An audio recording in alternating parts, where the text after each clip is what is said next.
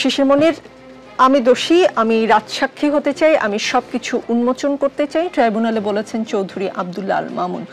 বন্দি অবস্থায় কেউ রাজসাক্ষী হলে তার স্বীকারোক্তির ভ্যালু কতখানি বুঝতে চাচ্ছি। আইনের চোখে যে বিচারের দিকে পুরো বিশ্বের আবার নজরও আছে, এমন গুরুত্বপূর্ণ একটি বিচার। আবার অনেকেই বলছেন যে এখন থেকে চৌধুরী আব্দুল্লাহ আল মামুনের বিশেষ নিরাপত্তার ব্যবস্থা করতে, সেটাই বা কেন বলছেন সেটাও জানতে চাই। একটু উল্লেখ করে রাখি যে নিরাপত্তার স্বার্থে কারাগারে একক সেলে নেওয়া হয়েছে সাবেক আইজিপি চৌধুরী মামুনকে। জি দেখুন, রাজসাক্ষীর কনসেপ্ট ফৌজদারি কার্যবিধিতে প্রথম আসে। এটাকে ইংরেজিতে বলে tender of pardon to accomplice. International crimes ট্রাইব্যুনালের আইনের 15 ধারায় এরকম একটি বিধান আছে। যদি কোনো ব্যক্তি বলতে চায় to fullest of his knowledge, তার জানা সকল কিছু সে ডিসক্লোজ করতে চায়, তাহলে তাকে প্রিভি দেওয়া হবে, তাকে কিছু ফ্যাসিলিটিস দেওয়া হবে। অ্যাট দ্য কস্ট অফ এই প্রিভির বিনিময়ে তিনি ট্রু নলেজটা ডিসক্লোজ করবেন। ফুলেস্ট ডিসক্লোজার লাগবে। অল্প ডিসক্লোজ করবেন না, তাহলে তিনি টেন্ডার নিতে পারবেন না। এই পার্ডনটা যদি তাকে নিতে হয়, তাহলে তিনি আর আসামি থাকবেন না, তিনি সাক্ষীতে রূপান্তরিত হবেন। Basically he was an accused person, but now from now today he became an witness. Tender of pardon to accomplice, এবং তিনি এটা অ্যাকসেপ্ট করেছেন। তিনি অফার করেছেন যে I pleaded guilty. At the same time guilty plead করার পরে আমি এই ঘটনা সম্পর্কে যতটুকু জানি আই ওয়ান্ট টু ডিসক্লোজ।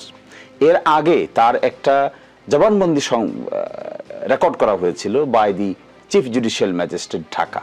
সেখানে তিনি বর্ণনা দিয়েছেন যে এই ঘটনা সম্পর্কে তিনি কি জানেন, এই হেলিকপ্টার কি করে উড়ানো হলো, এই গুলি কি করে নির্দেশ দেওয়া হলো, ল্যাথান উইপন কি করে ব্যবহার করা হলো, ক্লোজ মিটিংয়ে কি আলোচনা হয়েছে, ন্যাশনাল সিকিউরিটি মিটিং, নিরাপত্তা কাউন্সিলের মিটিংয়ে কি আলোচনা হয়েছে। Because he was the appropriate person who participated in the meeting, who participated in the discussion of the core group, যিনি নাকি এগুলোতে অংশগ্রহণ করেছেন। সুতরাং তার knowledge is the first hand knowledge, first hand information. আপনি দেখবেন এখানে কমান্ড রেসপন্সিবিলিটির বিচার হবে, নির্দেশদাতাদের বিচার হবে। তাহলে নির্দেশদাতাদের বিচার হতে গেলে যারা এই মিটিংগুলোতে পার্টিসিপেট করেছেন, নির্দেশ অ্যাকসেপ্ট করেছেন, নির্দেশ রিলে করেছেন, নিচের দিকে নির্দেশটা চালু করেছেন, এরকম একটা ব্যক্তি এসে যখন বলে I receive instruction such and such an way, according to I release instruction to my subordinates, that statement becomes more credible, more reliable, more believable. ফলে তিনি এর বিনিময়ে তিনি কি পাবেন? তিনি সাক্ষী হয়ে যাবেন, তিনি তার সিকিউরিটি এনশিওর করতে হবে। আমি আমার প্রশ্নটা আরেকবার রিপিট করি। বন্দি অবস্থায় কেউ রাজসাক্ষী হলে তার স্বীকারোক্তির ভ্যালু কতখানি, যখন যে বিচারের দিকে পুরো পৃথিবীর চোখ আছে? রাজসাক্ষী তো বন্দি অবস্থায় হতে হবে। বন্দির বাইরে বেলে যদি থাকেন তাহলে আরেকটা অপশন আছে। এখানে দেখেন, তিনি যে রাজসাক্ষী হচ্ছেন, তিনি তো আসামি এই মামলার। তিনি তো আজকের আগ পর্যন্ত এই মামলার একিউজড টার্নড ইনটু উইটনেস। এটাকেই তো রাজসাক্ষী বলে। কিসের বিনিময়ে তিনি হবেন?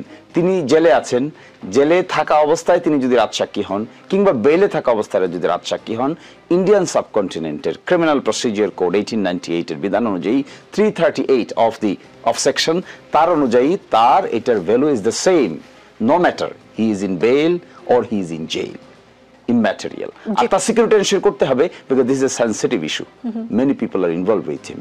তিনি যে ফুলেস্ট ডিসক্লোজার করবেন, আপনি দেখেন এই বিচারে এত first hand information inspector general of prison, কিংবা মিনিস্ট্রি, হোম মিনিস্টার, কিংবা প্রাইম মিনিস্টার, এই বিচার যে হবে সেখানে তিনি বেস্ট পারসন যার নলেজে ডাইরেক্ট ইনস্ট্রাকশন থাকার কথা।